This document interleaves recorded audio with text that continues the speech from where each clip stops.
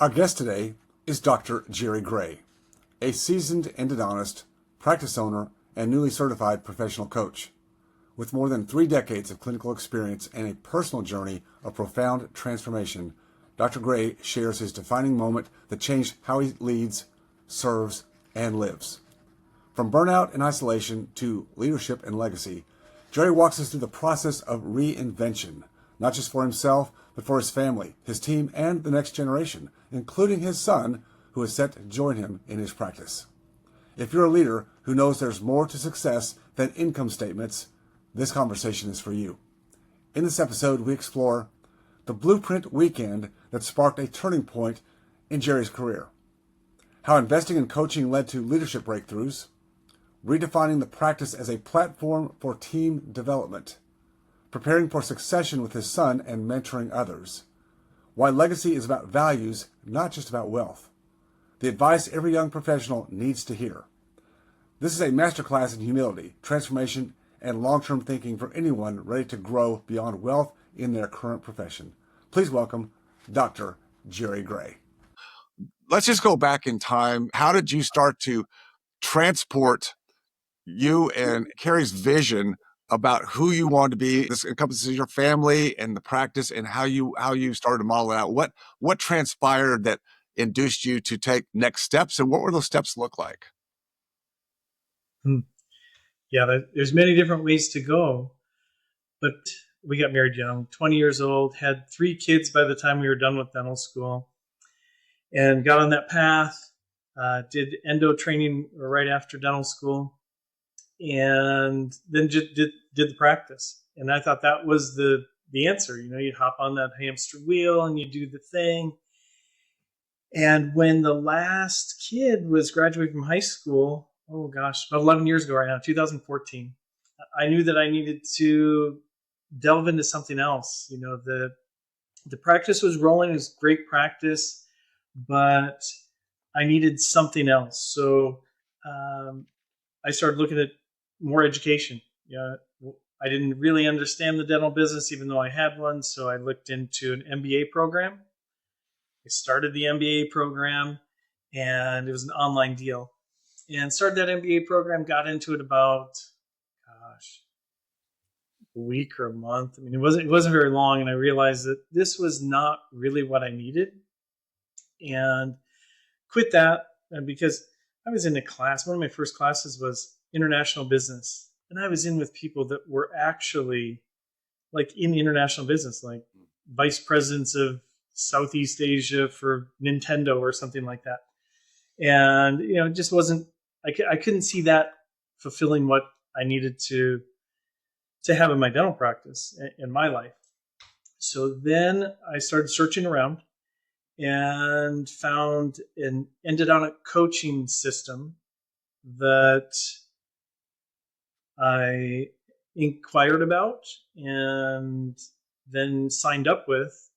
Funny thing was, 20 years earlier, I got pamphlets from this same guy, and I thought, you know, when I was first out of school, what is this old guy going to teach me about root canals? I just got out of my training, like I know this stuff. Well, so almost 20 years later, I contact him, and he has kind of a full scope coaching business, front office, back office, clinical, as well as personal coaching. And so I got into all different parts of that coaching with his program. And that really opened my eyes that I didn't have all the answers. And you know, there's so much more out there. And I really realized that I was spinning my wheels. I was on that hamster wheel. And I was getting tired of the same thing over and over and over again.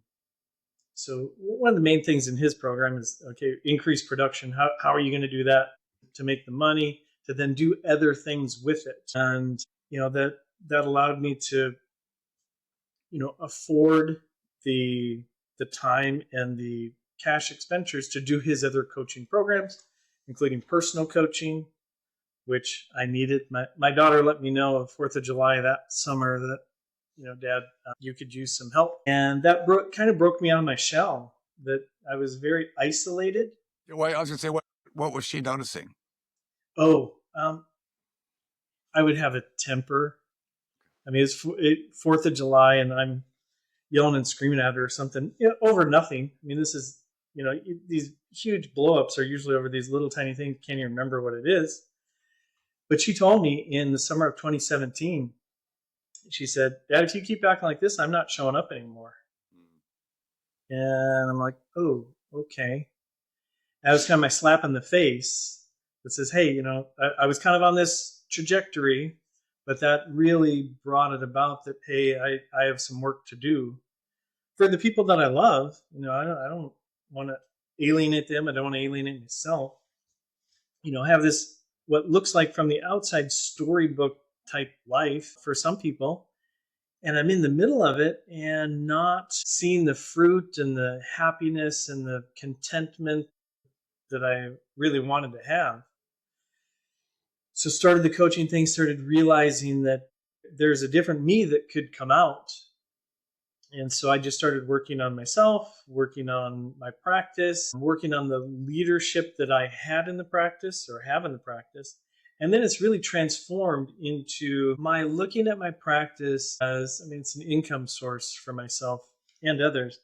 But the other people in the office are no longer just worker bees. That they're not pawns in the process. And if they don't do it, then we get rid of them. We get another person to do the menial tasks. And I've learned to just trust other people, make them important, and I see them really as human beings now, which I really didn't in the past. I had no idea what this really was. Becoming educated, becoming a sophisticated investor, a no pressure environment. And the wealth of knowledge that I get, you definitely come out with your mind blown a little bit. It's changed my way of thinking in regards to how my money is working for me. There's a whole different level of investing that we've learned this weekend. We didn't learn this stuff in dental school, and you can use the knowledge to help you evaluate other deals, which I think is priceless. It goes so far to really increase our confidence in our investment strategy. I come away from this weekend with my understanding of these investment opportunities at a much higher level. A lot of people have a couple friends they'll bounce ideas off. Well, I got 30, 40 friends in there I can bounce ideas off, and that helps a lot more. Coming to this thing and meeting people face to face and forming those relationships, I can't even put a dollar figure on it because the relationships mean more than the actual deal sometimes.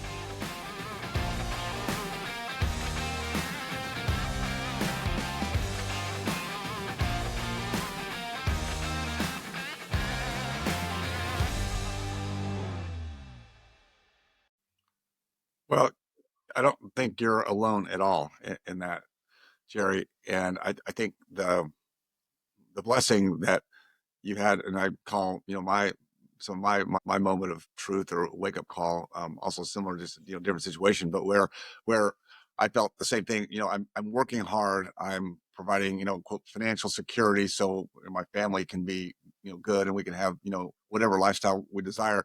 But it sounds like you were. I don't think the word. I was always going to ask you, were you bored when you first started out? But I don't think it was. You were, maybe there was some boredom there, but it sounds to me like, as you said, on the hamster wheel, you've been doing it for 20 years, successfully grown three adult children, but you were getting some feedback, at least particularly about, Dad, I think you need some help. And that was a point where you thought, wow, what am I doing here, right? The thing I wrote down is what is this all about? Kind of what is this all about? I've been, I'm speaking to you, but you've been doing all this work, and yet, the people I love are feeling something that I don't really want them to feel. And you also mentioned, I love the fact that you mentioned, your staff, your team, who, you're right, many business owners just feel like, well, these are cogs in the system, right? And I just need to plug one in and pay them for what they're supposed to do. How quickly with the inspiration and the provocations that you were getting from your coaching, did things start to make sense? Where you started to see the light, and where you started to look at maybe not only your family but also your staff in a different realm? What can you think back to what that kind of looked like and how that transpired? Was it hard at first, or did things just crack open? And you go, I've got to make some changes, and I'm just going to do it, whatever it is. I'm going to have faith in the process. But I'm usually not a very quick learner. But in this realm, it really did. Once I decided to jump in, I just let people have influence over me. And the thing is, my team really went with the office concept. I didn't have to push. They created the stream, and I just jumped in. So they had that going. They bought into the whole coaching process. Were they part of the coaching process? Were they? Yes. They were involved. Okay, that's what I thought. Yeah. So we had a coach show up, and then after we got going a little bit, we actually went to the mentor's office, all of us. So they were into this thing, and it wasn't until I moved from that individual coaching to leadership coaching that I really got that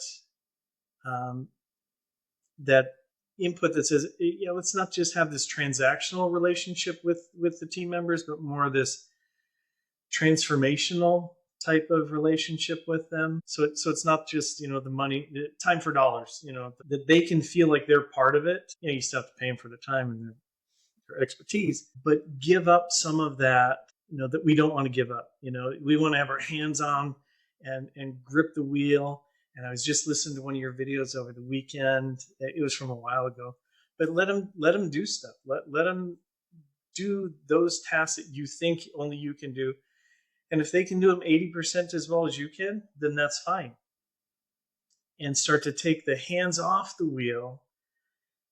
And that's when I really started to notice that, it freed me up to think. It freed me up to treat them in a different way. And I've always been a significant delegator, but many times I was a delegator with the micromanager, too much hands-on. But man, once we let some of those team members go to Costco and do those things and make them responsible for birthdays, before I was going out getting all the birthday cards and then whatever, and you just let somebody do that stuff. They love spending your money. I mean, it's the same money that's going to be spent. You might as well let somebody have some joy in it. That's right. And since then, we've just tried to expound on that to have each person in the office just go to their highest potential. And they're happier with it. I mean, they're a happy bunch, and if they don't fit the culture, if they don't want to be that, then they probably just shouldn't be there. So they were the team you had at that point were very quick to acknowledge what you were buying into. I mean, a change, a transformation.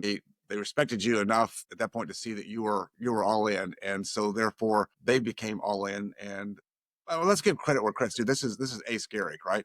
Yeah. Yes. Yeah.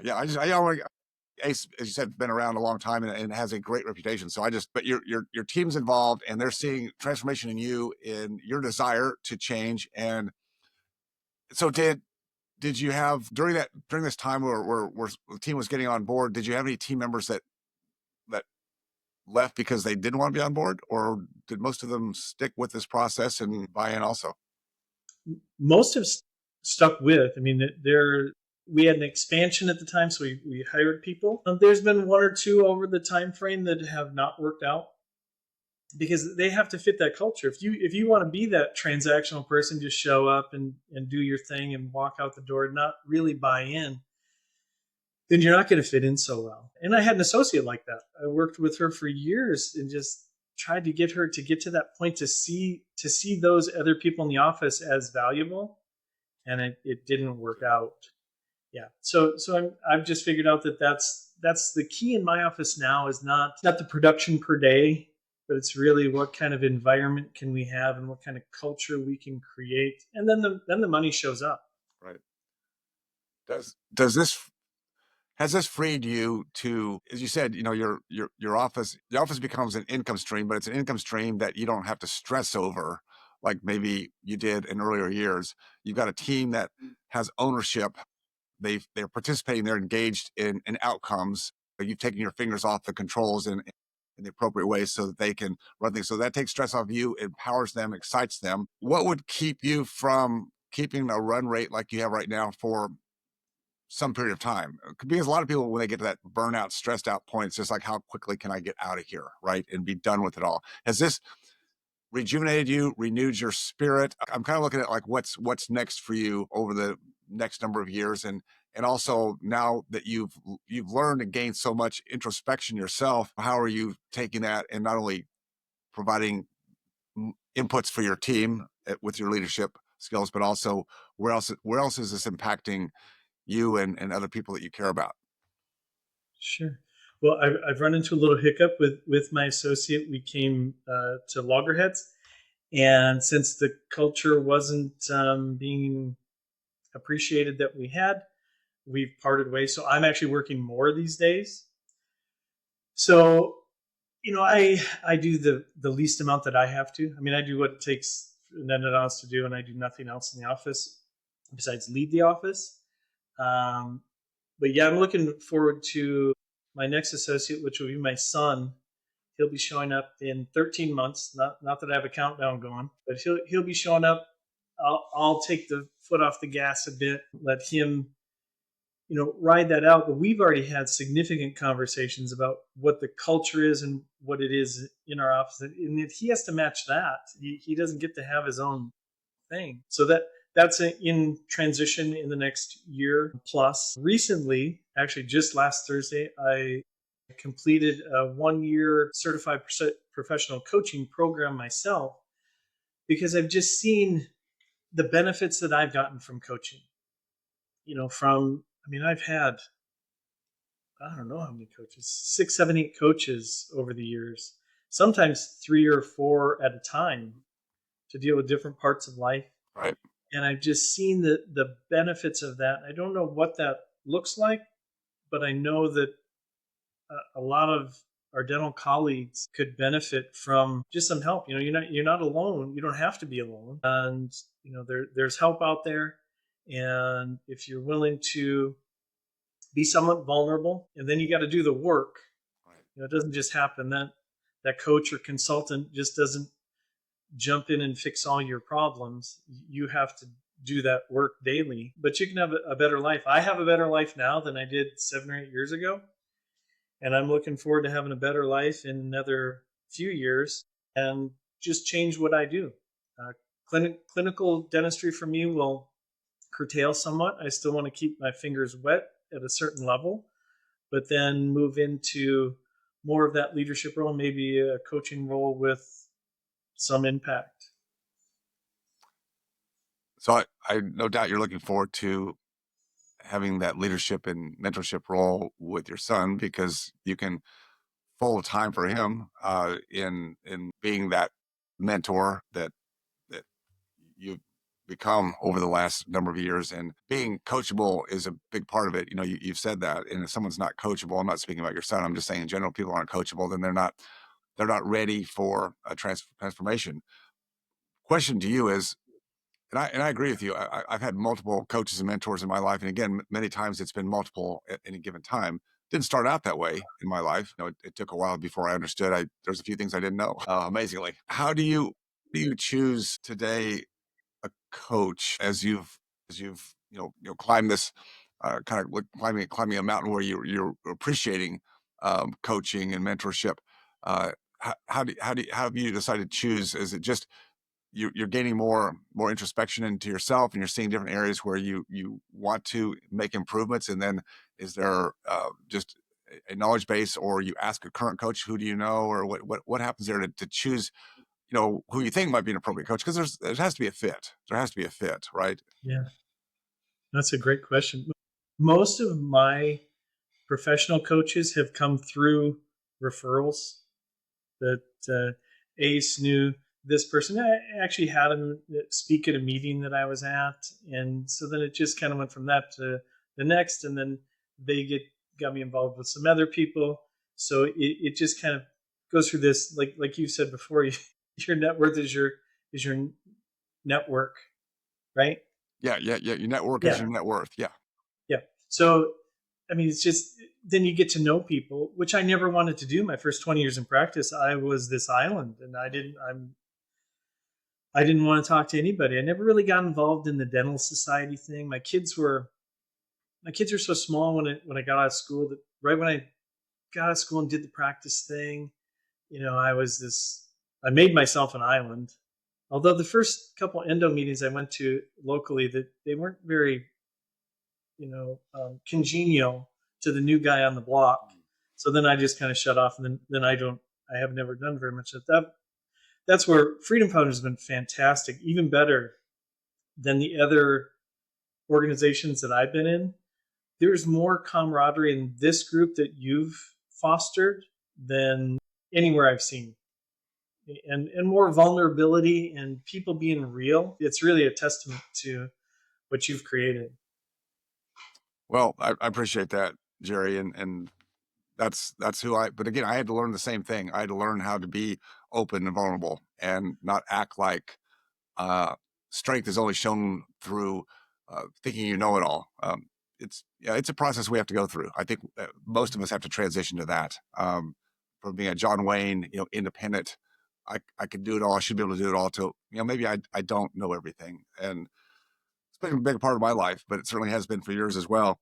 Well, let's talk a little bit. Just a couple final, bigger thoughts, questions for you. But how do you see looking at your life? And your life is for sure not over at all, but we talk about legacy, and legacy can be different things to different people. I feel like we're creating a legacy as we're going through life. Our legacy, we're creating a legacy. It's not the end. It's not what you leave, but it's what we're doing as we're going through life. And then hopefully we've inspired and impacted people. What does that look like for you? What do you want to leave or input to others, as you already have been doing? What's that mean for you to continue to do and be the person you are? Well, before joining this group, I had a different definition of legacy. I thought it was just what's in the family trust and the monies and the properties or whatever that are going to be handed down. That it really is that the values and the persona that you want projected through time, through the people that you know, that's the most important. I mean, the financial part is great, but if you don't have the other parts of that, just who you are and what values you hold most dear perpetuated, it doesn't mean much. So I would like to see these things that I've learned instilled in the people that I love, and that they can perpetuate that down the line, because I didn't have that growing up. What advice would you give to a young professional? Doesn't have to be dentistry, but your son is definitely one who you're already giving advice to, or hopefully he's asking you for advice. But let's just say young professionals in general today, with our assessment of the current world we live in, and all the changes that we're seeing rapidly happening. We have technology, and we have AI, and we have student loan debt, and we could just tick off a lot of things. I'm not being a doomsdayer. I'm just saying things change. They're always changing. What advice would you give to young professionals in general that are coming out of school, graduate school, whatever it might be, and they're seeking their pathway? Any general advice you would give to that group of young people? Yes, well, that's deep, David. Probably you are trained to do what you're trained to do, but that's not who you have to be. Figure out who you want to be, and do that work that it takes to create that in you. And again, I love this conversation, Jerry. That's why I just love to go deep with, because you're that kind of person. And so what did we both figure out that took for us? Again, I'm putting myself in the same place. What did that take for us to be willing to go there, right? We both spoke about the fact that when we were younger and we had gotten our training, that when we felt like we had what we needed, we didn't really need help anywhere. You went 20 years and said, how can you and I and others inspire young people to seek that greater depth beyond their technical training earlier in life? How can we, I guess the question I'd ask is, what do you think we could do to influence their behavior? That's maybe another way to put it. I know this is real-time questions, and I don't have all the answers. That's why I'm asking you. I'm not sitting here at the top of the mountain going, I'm just waiting to see what Jerry says. I'm interested because I know this is on the forefront for you, and I just like to know, what are your thoughts? Just what do you think? Well, I mean, with three grown kids, I probably need to speak quietly. It's just that there's more important things than the profession. Who we are as people is way more important than what we do. So if you can have enough money, because I look at my profession as a way to provide income now. Before it was who I was. I mean, I was a root canal guy. And now I've realized that I'm a valuable human being in and of myself beyond that. And if we could have people realize that and not focus on all the technology and all those other things that cloud the way, because deep down that's who we have to look at in the mirror. We have to look at ourselves, and that's what other people see in us. And if we could at least make that apparent, that our value as human beings is much more important than our values as professionals in the end. I think that is quotable. That's what I was looking for. That's well said. Well said. All right. Well, I'm gonna. I don't think I could make a better ending than that, Jerry. So I'm not going to try. I think you hit it just right. So I just want to thank you for your time. Thanks for who you are, who you become, and how you continue to inspire the people in your life, wherever they may be. You're a true blessing, and I really do appreciate your time today. Well, thank you, David. You're a great mentor.